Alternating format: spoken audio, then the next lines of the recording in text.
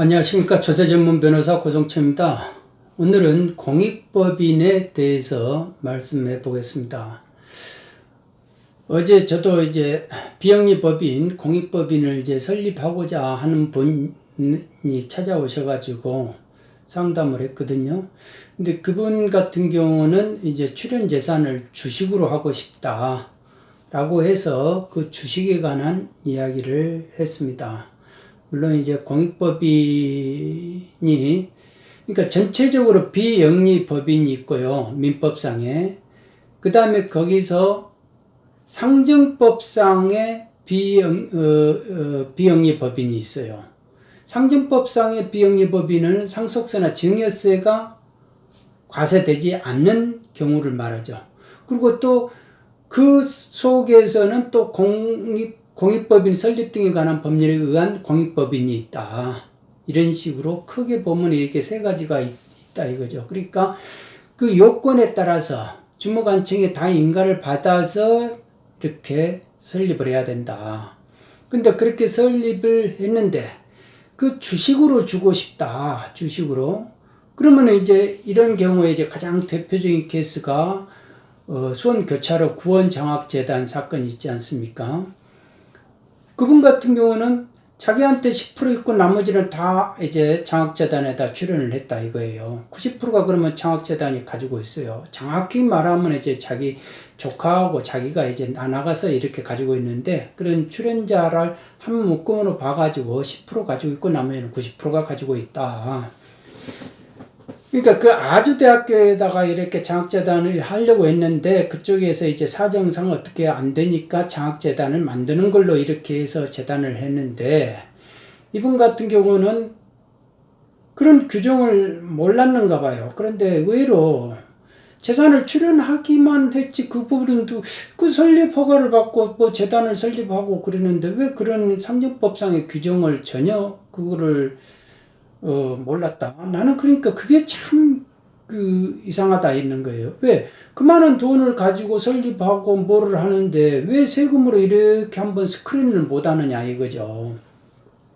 그러니까 그분 같은 거는 그렇게 고생을 한 겁니다. 고생을 할 수밖에 없었고.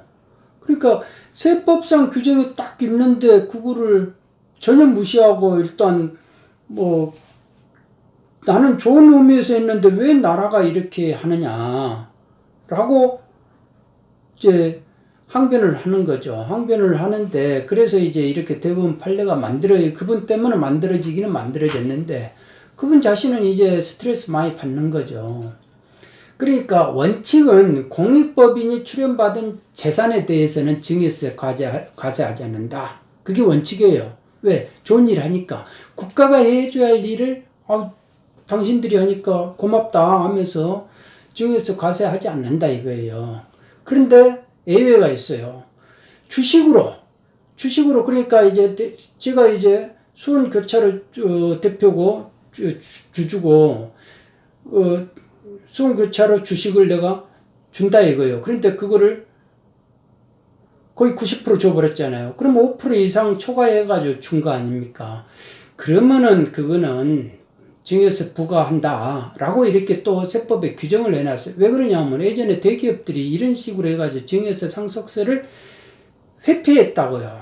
그러니까 세금 안 내는 그런 회피 수단으로 이 공익법인을 사용한 거예요. 공익법 재단을 만들어가지고 거기에서 그 공익법인을 자기가 다 장악을 하는 거예요. 거기다 주식 다 줘버리고 자기가 재단의 이사장 하면서 자기 가족들이 이렇게 하면서 뭘 그냥 회사를 다 운영을 하는 거죠. 실질적으로 영향력을 미쳐가지고. 그러니까 가만히 생각해 보니까 그러면은 이게 증여세, 상속세 이런 거 안 내고도 회사를 계속 운영을 하더라. 그러니까 국가 입장에서는 가만히 안 놔두죠. 그러니까 그래서 이거 변질되면 안 되겠다 해서 악용되는 걸 막기 위해 가지고 이런 규정을 딱 세법에다 집어넣어놨다. 그렇지만 또 그러더라도 또 예외를 또 만들어 놨어요. 왜? 공익법인에 대한 출연자와 특수관계자가 있지 않으면은 그런 경우는 이제 실질적으로 지배 가능성이 없기 때문에 특수관계자가 아니라면은 뭐 굳이 그런 경우까지도 증여세 과세하겠다 이렇게 엄격하게 하지는 않겠다. 그러니까 상당히 세법의 유연성을 발휘를 해 놓은 거죠. 그런데도 이분 같은 경우가 이런 세법 규정을 전혀 모르고 그냥 일단 다 과세하고 나는 좋은 마음으로 했는데 왜 과세를 하느냐, 억울하다, 막 이런 식으로 해가지고 이제 불복을 했는데 1심에서는 그나마 그래도 그 사람 편을 들어줬어요. 특수관계자가 있는 거는 맞는데 그 사람이 특수관계자에 해당되는 건 맞다. 예? 출연자하고 그 공익법원의 관계는 출연자다. 왜 자기가 설립을 했기 때문에 출연자가 맞는데,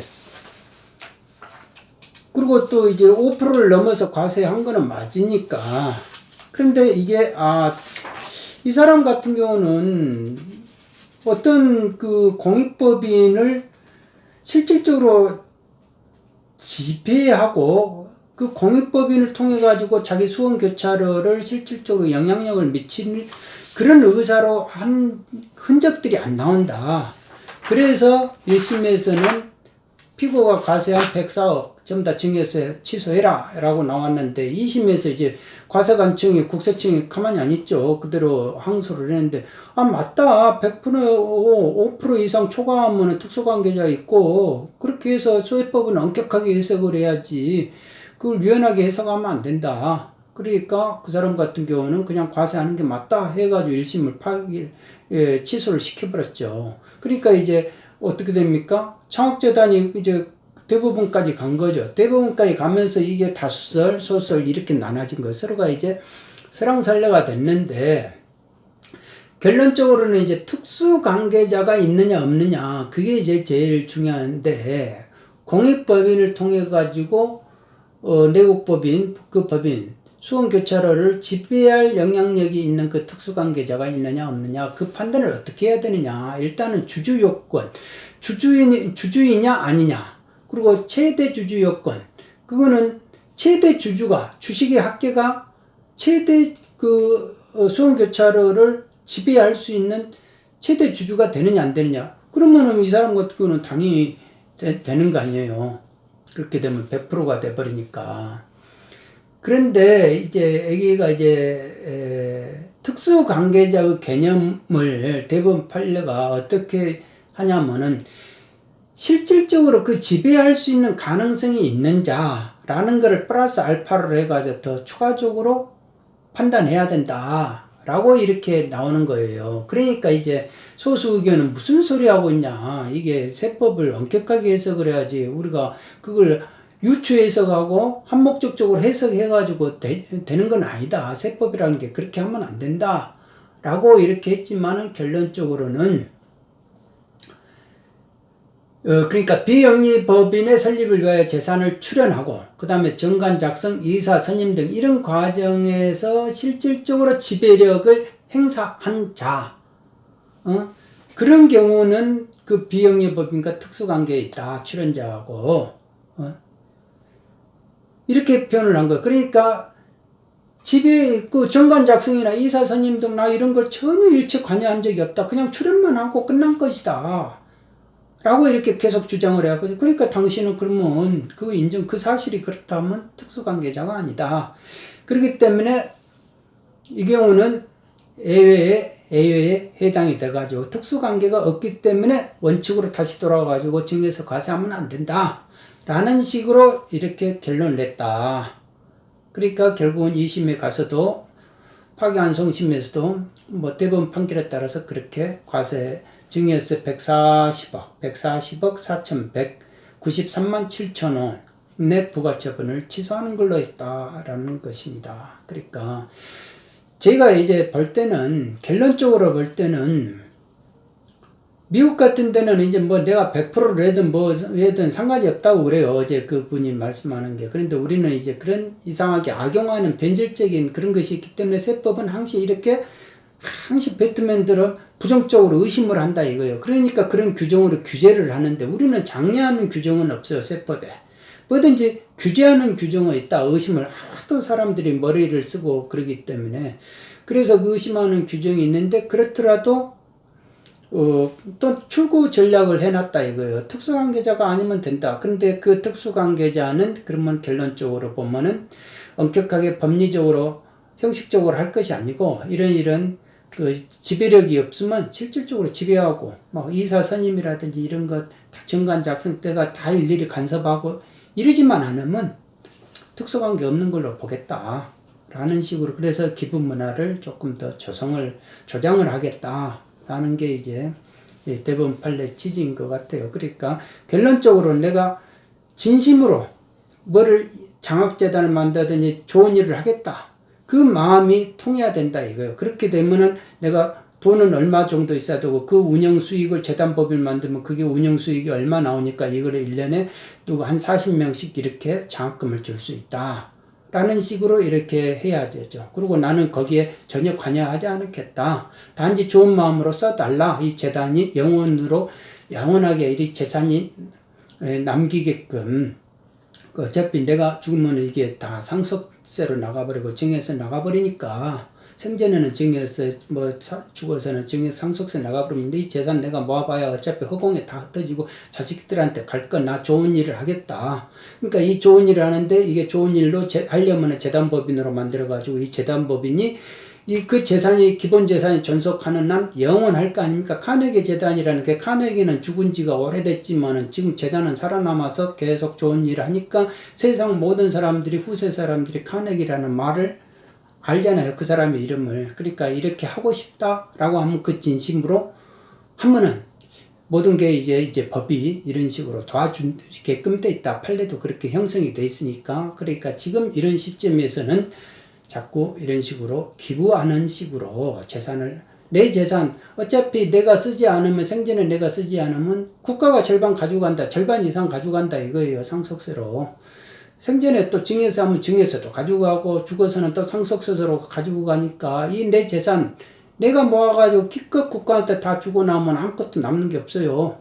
그러니까 내가 내 의지대로 돈을 벌었기 때문에 쓰고 싶다 하면은 이런 식으로 밖에 할 수 없다. 장학금이라는 것도 그냥 좋은 마음으로 이렇게 준다 해야죠. 그 사람이 내 마음대로, 내 선한 마음대로 그렇게 쓸 수 있느냐. 그 사람들도 장학금으로 지정해가지고 주면 안 줄 알아요. 대학교도. 그런 경우도 없지 않아 있어요. 왜? 비지정 기부금으로 해야 내가 그걸 가지고 어떤 비용으로 쓰고 미국에 출장 가더라도 비즈니스 차고 다녀도 누가 말 못하고 이렇게 할 수 있는 것이지. 그걸 장학금으로만 쓰라 하면 회계가 딱 그쪽으로 분류돼가지고 내가 못 쓴다 이거예요. 그러니까 결론적으로는 내가 내 돈을 가지고 만들어야 된다. 주식이 있으면 주식 5%를 초과하더라도 이런 판례에 따라서 어떤 출연만 하고 어떤 정관 작성이라든지 이사 선임이라든지 이런 거에 관여하지 마라.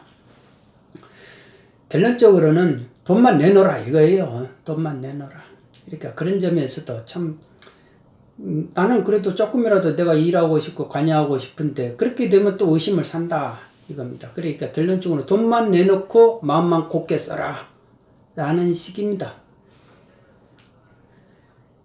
여기까지입니다. 이상입니다.